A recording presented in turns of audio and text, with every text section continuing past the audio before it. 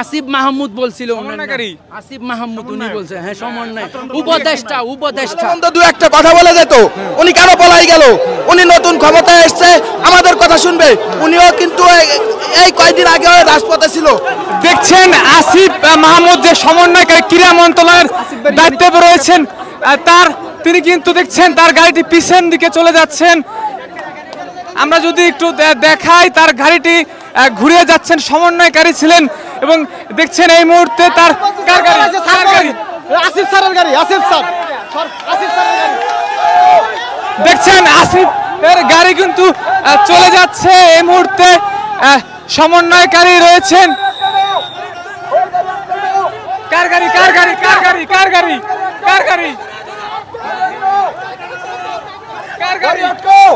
এটা? উপদেষ্টার গাড়ি। কি নাম কি? নাহিদ। দেখছেন গাড়ি কিন্তু সরে। কার গাড়ি এটা? আসিফ মাহমুদ নাম বলছিল উনি আমাকে, যখন বলছিল উপদেষ্টা, হ্যাঁ উপদেষ্টা, উনি আমাকে নাম্বার দিছে, বলছে আপনারা লিখিত আকারে একটা দেন, আমাদের গাড়িটা ছাড় দেন, এতটুকু বলছে। পরে যখন আমরা উনাকে ছাড়ি নাই, উনি উনার ইচ্ছা মতো আবার ব্যাক করে চলে গেছে। আসলে কি প্রমাণিত হলো এটা? উনি আমাদের পক্ষে আছে কিনা সেটা আমরা কিভাবে বুঝতে পারবো? প্রমাণিত হয়েছে। তাদের সামনে কথা বলার মতো কোনো সাহস নাই, তারা দুর্নীতি করতে কথা বলছে, আমাদের সাথে কথা বলছে যে আপনারা একটা লিখিত আমাদেরকে দেন। আমি আসিফ মাহমুদ বলছিল, আসিফ মাহমুদ উনি বলছে, হ্যাঁ সমন্বয়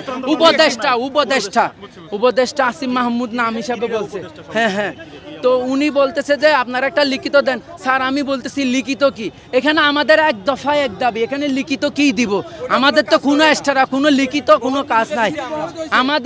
আমাদের এখানে কোনো অনেকগুলা দাবি যদি থাকতো তাহলে আমরা লিখিত আকারে পেশ করতাম, এটাই বলছি আমি। সুন্দরভাবে স্বাগত জানিয়েছিলেন। হ্যাঁ, কথা না বলে কেন চলে গেলেন? উনি ভয়েতে পালাইছে।